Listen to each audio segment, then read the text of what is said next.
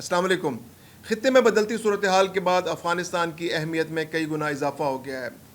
بھارت کی خاص طور پر کوشش ہے کہ 10 مئی کے چوٹ کے بعد وہ افغانستان کو اپنی مٹھی میں لے اور ٹی ٹی پی اور بی ایل اے کے ذریعے پاکستان کو ڈی سٹیبلائز کرے، کیونکہ یہ دونوں دہشت گرد تنظیمیں افغانستان سے آپریٹ کرنا ان کے لیے آسان ہوتا ہے۔ اس کے علاوہ چین، امریکہ اور دیگر ممالک بھی افغانستان کے ساتھ ورکنگ ریلیشن شپ قائم کرنا چاہتے ہیں، کیونکہ اس موجودہ صورتحال کے اندر افغانستان ایک اہم ملک کے طور پر ابھر کر سامنے آیا ہے۔ دوسری جانب افغانستان کے اندر یہ بحث زور پکڑ رہی ہے کہ اس کو پاکستان کے ساتھ اپنے تعلقات کو آگے لے کر چلنا ہے یا بھارت کے ساتھ۔ کچھ ایسے گروپ افغانستان میں موجود ہیں جو پاکستان کی دشمنی میں بھارت سے دوستی بڑھانا چاہتے ہیں، لیکن وہ گروپ آٹے میں نمک کے برابر ہیں۔ میں ہوں خرم کلیم اور آپ دیکھ رہے ہیں 24 ڈیجیٹل۔ افغانستان کی اہمیت میں گزشتہ دنوں میں بے انتہا اضافہ ہو گیا ہے۔ پاکستان اور بھارت کے درمیان جو جنگ ہوئی اور 10 مئی کو جس طرح سے پاکستان نے بھارت کو دھول چٹائی،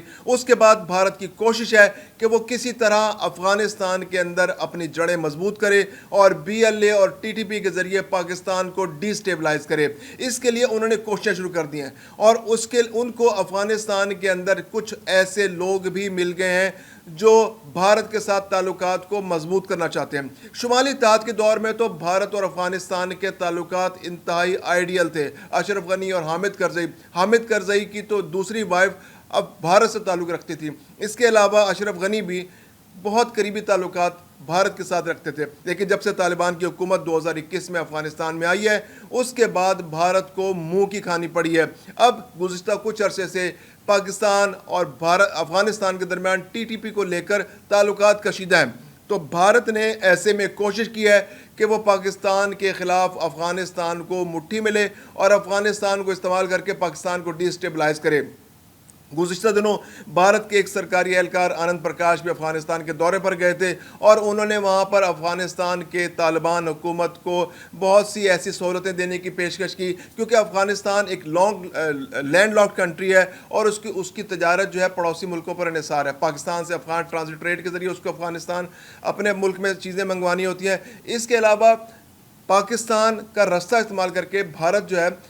بہت سارا سامان افغانستان بھجواتا ہے۔ جب حالات پاکستان افغانستان بہت کشیدہ تھے، اس وقت بھی انسانی ہمدردی کی بنیاد پر پاکستان نے کبھی بھی اس تجارت کو نہیں روکا تھا۔ یعنی کچھ ٹرک جو تھے وہ انڈیا سے آتے تھے، وہ سیلڈ ٹرک ہوتے تھے، وہ پاکستان سے گزر کر افغانستان جاتے تھے اور پھر وہاں پر ان کی سیل ختم کی جاتی تھی، یعنی پاکستان کے اندر کوئی سامان اس کا نہیں اتارا جاتا تھا۔ تو وہ جب سے یہ حالیہ دور میں تجارت جو حالات خراب ہوئے ہیں، پہلے افغانستان اور پاکستان کے حالات خراب ہوئے، اس کے بعد اب پاکستان اور بھارت کی جو یہ حالات خراب ہوئے ہیں، تو اس کے بعد وہ ٹریڈ جو ہے دونوں ملکوں کے درمیان روک دی گئی ہے، جس کی وجہ سے افغانستان میں کافی مشکلات افغانستان کو سامنا کرنا پڑ رہا ہے۔ دوسری جانب حالات کی خرابی کی وجہ سے افغان ٹرانزٹ ٹریڈ بھی بڑی حد تک متاثر ہوئی ہے۔ اس میں پاکستان افغانستان کے تعلقات کی خرابی بھی اس کا پیش خیمہ ثابت ہوئی ہے، اور دوسرا پاکستان بھارت کے حالیہ جنگ میں بھی رکاوٹیں آئیں۔ تو اب بھارت اور افغانستان کے درمیان ڈپلومیٹکلی یہ کوشش ہو رہی ہے کہ وہ جو تجارت افغانستان اور بھارت کے درمیان پہلے سے ہو رہی تھی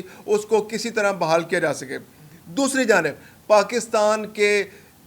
سابق سفیر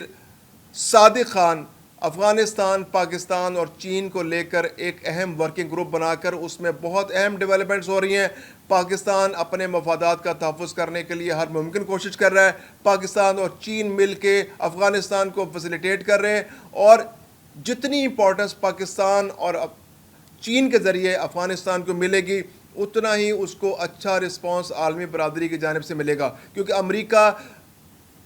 دہشت گردی کے خلاف جنگ میں اس خطے میں موجود رہا اور یہاں سے چلا گیا، اس کے باوجود افغانستان کو عالمی سطح پر وہ رسپانس نہیں مل سکا۔ پچھلے 4 سال سے اس علاقے میں طالبان کی حکومت ہے، اس کو کسی بھی ملک نے ریکگنائز نہیں کیا، اگرچہ پاکستان، امریکہ، چین، ترکی، بھارت اور بہت سے اہم ممالک جو ہیں وہ افغانستان کے ساتھ ٹریڈ کر رہے ہیں،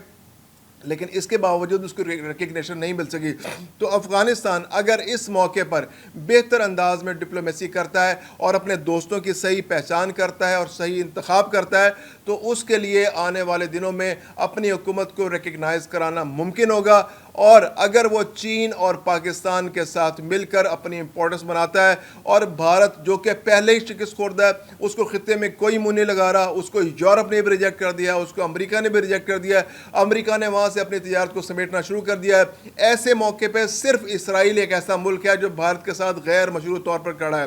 اگر افغانستان اس موقع پر بھارت کو سپورٹ کرے گا تو اس کا نام اسرائیل کے ساتھ لیا جائے گا، اور یہ انتہائی توہین کی بات ہے افغانستان کے لیے اور افغانستان کی عوام کے لیے کہ ان کا ایک ایسا ملک جو دنیا میں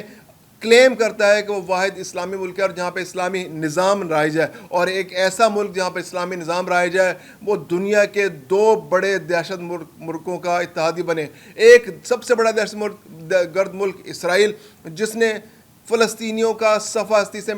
مٹانے میں کوئی کسر نہیں چھوڑی۔ غزہ میں جس طرح نسل کشی ہے اس پر دنیا احتجاج کر رہی ہے، دنیا میں اس کی مثال ملنا مشکل ہے۔ دوسری جانب بھارت، جس نے کشمیر میں پچھلے 35 سال میں 1 لاکھ سے زائد معصوم شہریوں کو قتل کیا ہے، اور وہ اپنے پڑوسی ملکوں پر جبر کا نظام نافذ کرنا چاہتا ہے، وہ یہاں پر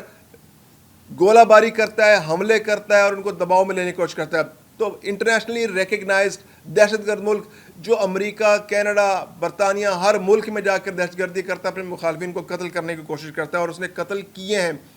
تو ان دو ملکوں کے اتحاد میں اگر افغانستان شامل ہوتا ہے تو اس کا نام بھی اسرائیل اور بھارت کے ساتھ لیا جائے گا۔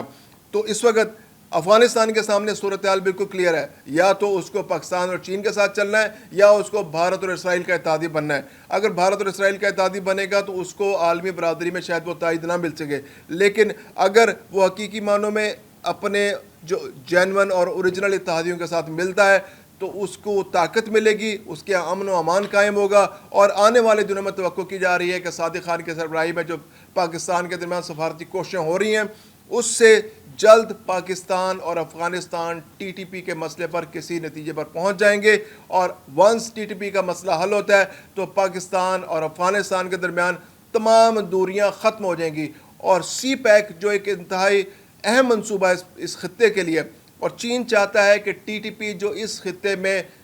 سی پیک کا سب سے بڑا دشمن ابھر کر سامنے آیا، کیونکہ وہ ایک لوکل کانٹریکٹر کے طور پہ عالمی قوتوں کے کام کرتا ہے اور سی پیک کے مفادات کو، پاکستان کے مفادات کو اور چین کے مفادات کو نقصان پہنچاتا ہے، تو اس کا مکمل طور پر اس خطے سے صفایا کیا جائے۔ تو ٹی ٹی پی کے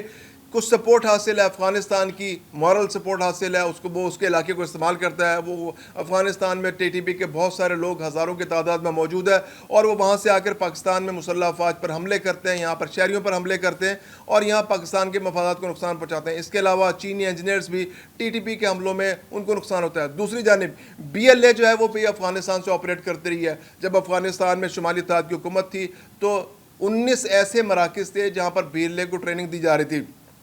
جب سے یہاں پر افغانستان میں طالبان کی حکومت آئی ہے تو وہ فیسیلیٹیشن حاصل نہیں رہی، لیکن اس کے باوجود چونکہ افغانستان ایک ایسا ملک ہے جہاں پر بہت امن و امان کی صورتحال بہت اچھی نہیں ہے اور وہاں پر ریٹ آف دا گورنمنٹ کے ایشوز ہیں، تو بی ایل اے جیسے دہشت گروپ جو ہیں وہ وہاں پر اپنے مفادات کا تحفظ کرنے میں کامیاب ہو جاتے ہیں اور انڈیا کے ذریعے ان کو پیسہ ملتا ہے اور وہ وہاں سے پاکستان میں آپریٹ کرتے ہیں۔ تو اگر افغانستان کی طالبان حکومت پاکستان اور چین کے ساتھ مل کر ایک کولیبریشن بناتی ہے اور اس کولیبریشن کے نتیجے میں اس خطے میں امن قائم ہو جاتا ہے اور ٹی ٹی پی اور بی ایل اے کا صفائی ہو جاتا ہے، چونکہ پاکستان تو اس بارے میں یکسو ہے کہ اس نے سال 2025 میں اس خطے سے امن قائم کرنا ہے اور یہاں سے بی ایل اے اور ٹی ٹی پی اور ایسے دہشت گرد گروپوں کا خاتمہ کرنا ہے جو پاکستان کے امن کے دشمن ہیں۔ تو اگر یہ کوشش کامیاب ہو جاتی ہے اور افغانستان بھی اس میں شامل ہو جاتا ہے تو افغانستان ایک بہت بڑے بینیفیشری کے طور پر سامنے آئے گا، کیونکہ اس کو پھر پاکستان کے ساتھ ساتھ چین، ترکی، آذربائیجان اور خطے کے دوسرے ممالک کی بھی مدد حاصل ہوگی اور وہ آگے بڑھ سکے گا، اور پھر اگر یہ ملک اس کو ریکگنائز کرتے ہیں تو بہت بڑے پیمانے پر باقی اسلامی ممالک اور دنیا کی دوسری قوتیں، کیونکہ امریکہ کا بھی اس خطے میں انٹرسٹ ہے اور امریکہ بگرام ایئر پورٹ پہ اس کی رال ٹپک رہی ہے ایئر بیس پر اور وہ اس خطے میں واپس آنا چاہتا ہے، تو اگر افغانستان اس وقت بہت سینسیبلی بیہیو کرتا ہے اور انڈیا کی گود میں بیٹھنے کے بجائے اپنے مفادات کا تحفظ کرتا ہے اور خطے کے باقی ملکوں کے ساتھ کولیبریشن بناتا ہے تو وہ ریکگنائزڈ ہو سکتا ہے اور اس کی حکومت کو عالمی قوتیں ریکگنائز کر سکتی ہیں۔ میں ہوں خرم کلیم اور آپ دیکھ رہے ہیں 24 ڈیجیٹل۔